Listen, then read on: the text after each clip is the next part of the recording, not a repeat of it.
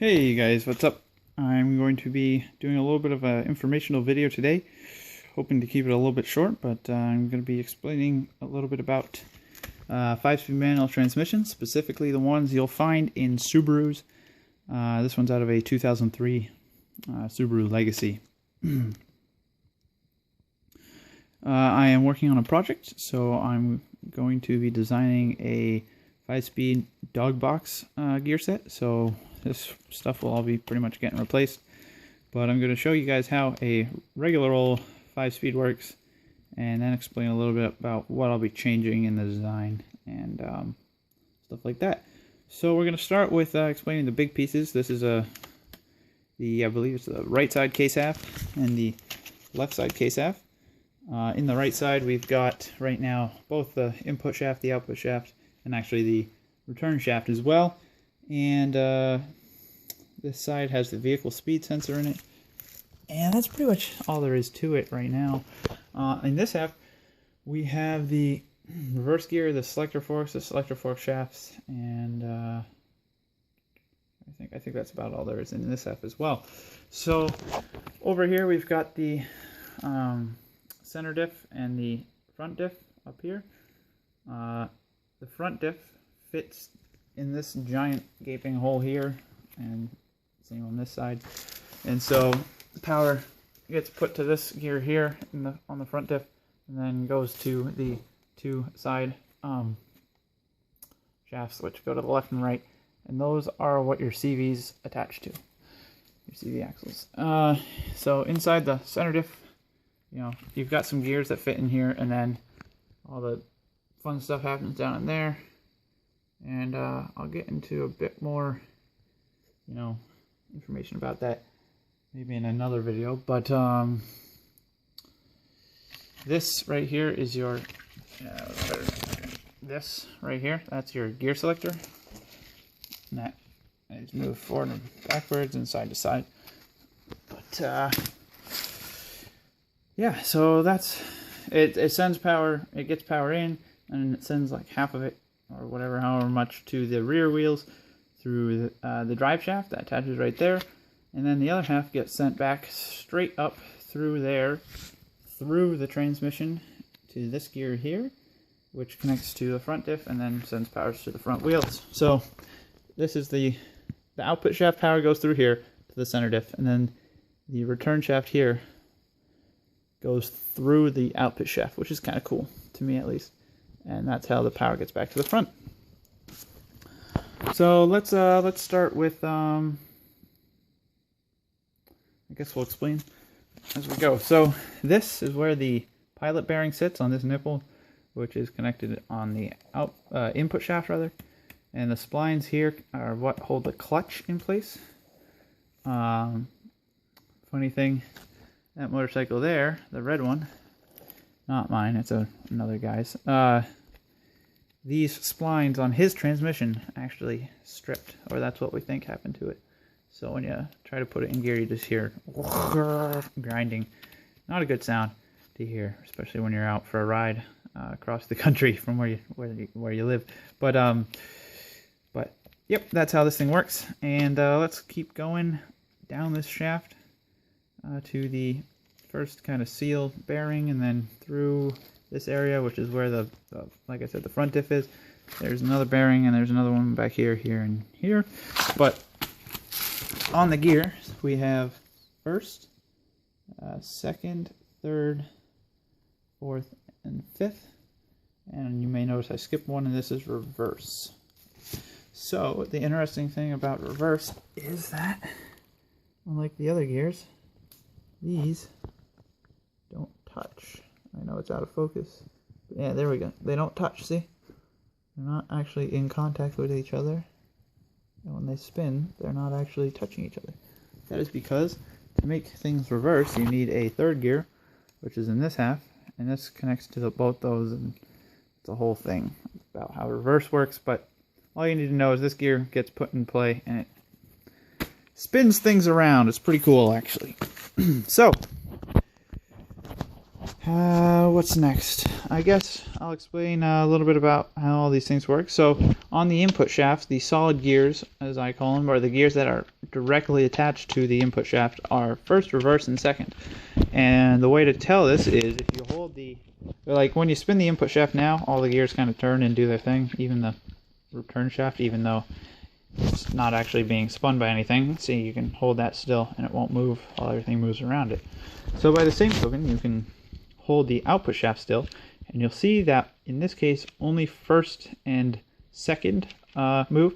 If I had the transmission together and reverse was engaged for some reason, reverse would also move because it's a bearing gear on the output shaft. So these three gears are on bearings on the output shaft, but they're solid on this side. So you can see how first and second move on the output shaft when third, fourth, and fifth do not. And as logic would tell you, the opposite is true for the other shaft, the input shaft. So when I turn the output shaft and keep the input shaft still, like so, you're going to see third, fourth, and fifth turn, but these will not. Ta-da! And so you can generally easily identify without even touching them where they are because the bearing gears have the synchro rings around them. So the synchros connect the shaft to the gear themselves, and this is for how power gets transmitted through things. So let's put a gear into position and put it in first gear. So to do this, we are going to come over here and explain how it would work. Actually, I really hate doing first because it has a tendency to pop out when you put it back into neutral. So I'm just going to explain it with fifth on this side, but I'm going to put first in first on the other. So these forks move forward and back when you shift, and that's how you select different gears. So if I move this forward, it gets first, and back hits second, and this is third and fourth, and then this is fifth and reverse. But reverse is over here, and on the shaft you may notice that fifth and reverse are not next to each other, just like third and fourth are and first and second are. And this is because this shaft, if you look over here, see these synchros, they move side to side, gear to gear, and gear to gear, this gear to that gear, this moves side to side. Well, over here, this is the fifth, so it goes to fifth, and then it goes to, well, empty space.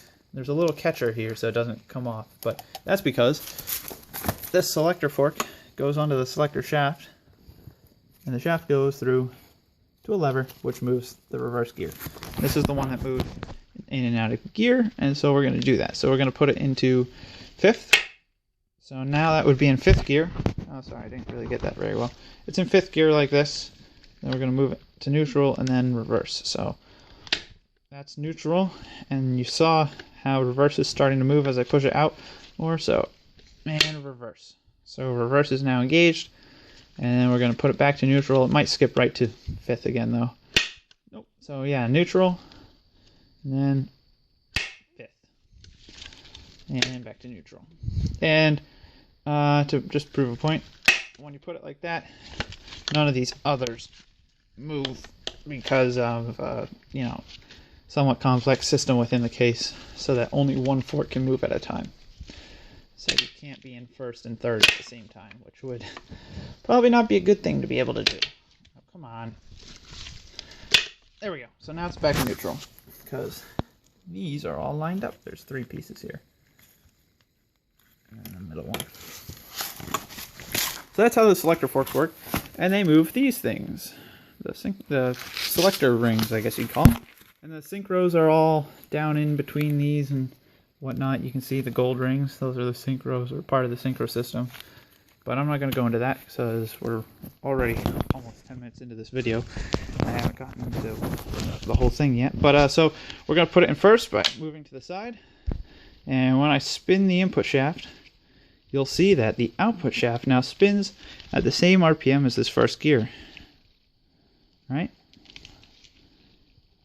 Now we're going to pull that out back to neutral and to second, which is on this side. So now you can see this shaft is now spinning a bit quicker, even though I'm pretty much keeping the input shaft speed the same, roughly. But it's a little bit quicker. And we're going to skip third and fourth just so you can see the biggest change and go straight to fifth. So fifth is now in, and it's going to be a lot harder to spin the shaft, just like it's a lot harder to start from a stop in fifth gear. But you can see now that shaft is spinning considerably faster for the same input.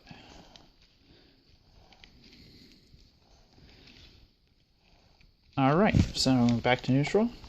So that's sort of how you shift gears. You just move these side to side, and that just selects the different gear.